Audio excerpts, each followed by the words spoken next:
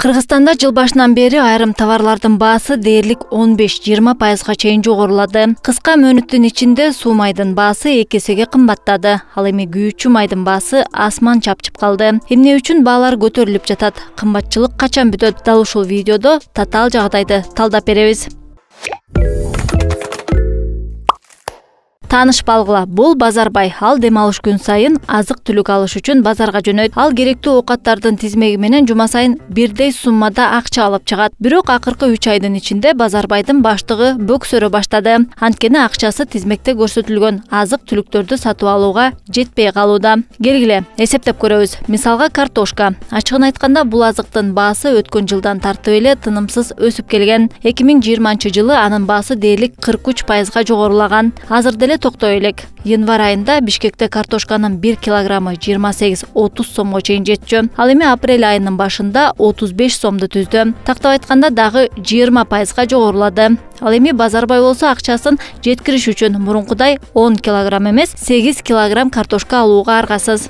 Эми Базарбай дал ошол картошкаларды кууруш үчүн суу май сатып алышы керек. Өткөн жылы анын баасы дээрлик 54% көтөрүлгөн. Эгер январь айында биздин каарман 1 литр суу майга 150 сом төлөсө, азыр аны 171 сомго сатып алууда. 3 айдан бери суу майга алтын кошулуп жаткандай баасы көтөрүлүүдө. Болбосо ага январдан тартып 21 сом кошулган.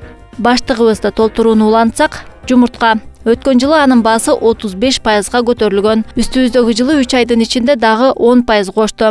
Базарбай жаңы жылда жумуртканын 10 даанасын 96 сомго алган эле. Ал эми азыр болсо ошол эле дүкөндөн жумуртканы 105 сомго сатып алууда. Башка арга жок. Эмне кылабыз? Диета кармаш керек. Эми жумуртканын 10 даанасын эмес, 9ду гана сатып алуусу кажет.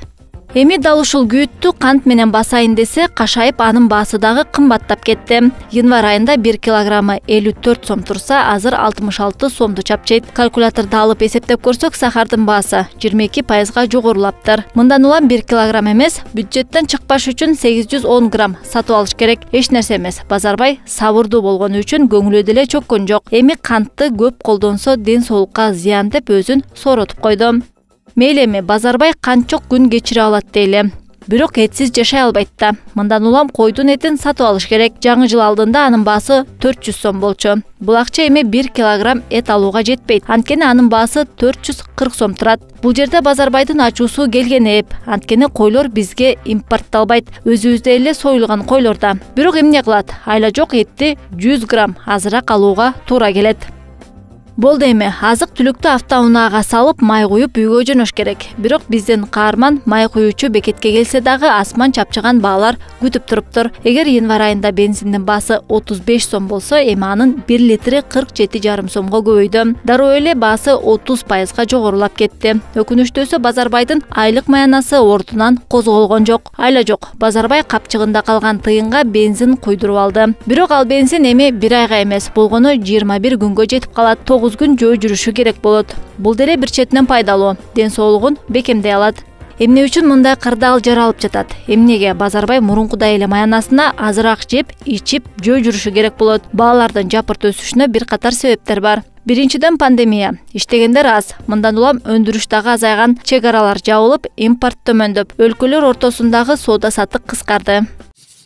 Биз көптөгөн товарлар боюнча импорттон көз карандыбыз. Мисалга, суу майдын болгону 15%-ын өндүрсөк, калган 85%-ын сырттан сатып алабыз. Жумурткалардын басымдуу бөлүгү дагы импорт менен келет. Мындан сырткары биз ун менен кантты дагы сатып алууга аргасызбыз. Булар биржалык товарлар, андыктан алардын баалары дагы биржада бычылат. Мындан улам бул сымал өзгөрүүлөр дүйнөлүк деңгээлде болуп жатат. Экинчи себеби суроо талап. Качылыктын айынан акчалардын басымдуу бөлүгү азык-түлүккө жумшалууда. Аларга суроо талап жогорулап, мындан улам багалары дагы өсүүдө. Ал эми эт тууралуу айта турган болсок, мурунку жылы Казакстан анын экспортун тыйып салган болчу. Кошуна өлкөлөрдө жетишсиздик жаралып, Кыргызстанда этти жигердүү сатып ала башташты. Мындан улам бизде дагы дефицит жаралды. Дагы бир себеп кыргыз сому кунун жоготууда. Импортталып жаткан товарлар боюнча келишимдер доллар менен түзүлөт. Доллар өссө, өлкөгө киргизилип жаткан товарлардын баасы дагы кымбаттайт. Ал эми күйүүчү майга токтоло турган болсок, эксперттердин баамында бензин менен солярканын баасы мындан ары дагы өсө бермекчи. Анткени алар импорттолуучу товарлар. Бирок азыр Казакстан экспортун токтотуп койду. Ал эми Россияда болсо мунай заводдорундагы накталай баалар жогорулады. Анын үстүнө пандемиянын айынан мунайды өндүрүү кыйла кыскарган. Мындан улам Россиянын ичинде дагы күйүүчү май